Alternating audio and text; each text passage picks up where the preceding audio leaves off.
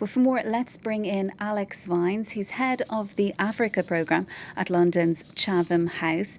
Great to have you with us on the programme, Alex. Firstly, what do you make of this decision by Burkina Faso and Mali to send a delegation to Niger? And what does it tell us about the pressure that coup leaders may be feeling?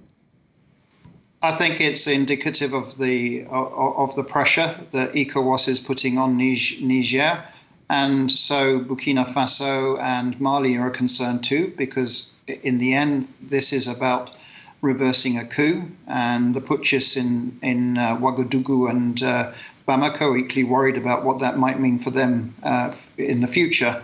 Hence, coming to Niamey to show a sign of solidarity with the junta in Niger. And ECOWAS member states, they appear divided on whether or not to intervene in Niger. And here in Europe, Italy is urging the bloc to give the junta more time to reinstate the president. What are you expecting to happen over the coming hours and days? It is a difficult question. Okay, I think that the best way is to look at the committee of the chiefs of defence staff of ECOWAS that met on Friday last week, and they issued a statement that they were adopting a comprehensive approach, and that means politics, it means diplomacy, and it means security defence. And they also underlined that their primary objective is to hope that the sanctions and other targeted measures result in the military junta restoring constitutional rule and therefore not needing a ECOWAS military intervention. The Commissioner for Peace and Security of the ECOWAS Commission, Abdel Fattah Musa, also underlined that in a number of interviews, including this morning in an interview in Nigeria.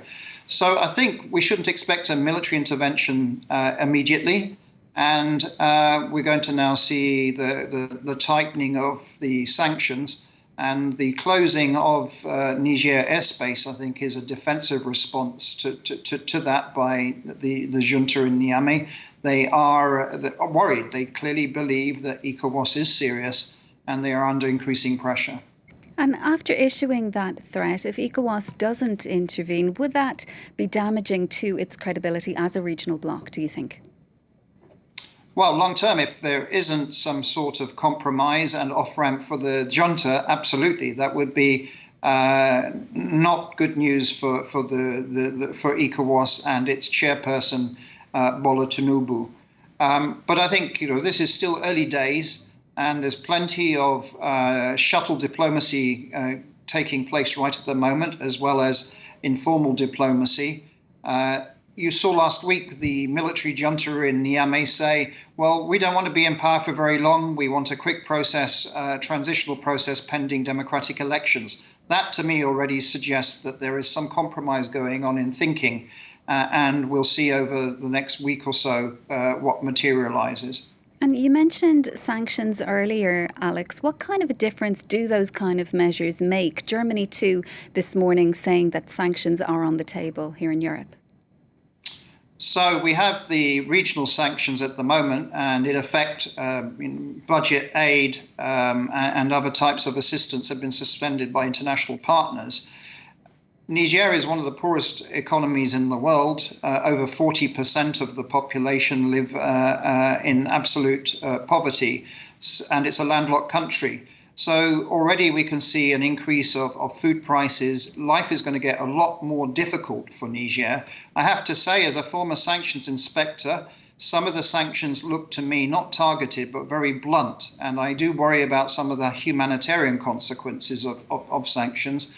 We've seen this also play out in Mali last year. But in the short term, this is going to really squeeze the junta. And that's the hope of ECOWAS, that such tight, difficult sanctions will force a quicker pace of off-ramping of the junta to a return to constitutional rule. And speaking of the population there in Niger, how much support do you think there is for the junta? We saw tens of thousands rallying last night at a stadium cheering on the generals there.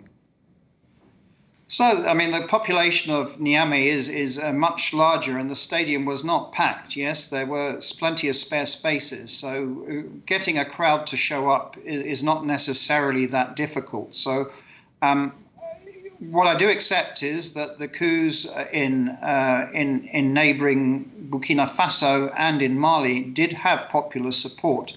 I still don't know how much support really this coup in Niger has. What I am sure is that the roots to the coup are not about popular discontent, but an elite dispute around the presidential guard, but maybe also partly linked to the really poor relationship that the current President Bazoum, has with his predecessor, Mr. Issoufou.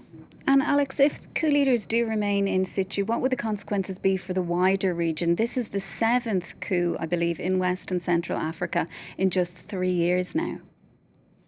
Well, we are in de facto a wrestling match between autocracies, the coup leaders, and democracies. So countries like Côte d'Ivoire, like Senegal, Ghana, and Nigeria. And so, there is high stakes here. If this coup were to succeed, I think that bodes very badly for the future of the Economic Community of West African States, ECOWAS, which is actually based on a principle of democracy and good governance. That's one of the founding protocols of the regional economic community. So this is a really important moment. We are at a watershed for West Africa. Hence, I think the very strong response that we're seeing from ECOWAS related to this, now 10-day-old coup in Niamey. Dr. Alex Vines, head of the Africa programme at London's Chatham House. Thank you so much for your time on the programme this afternoon.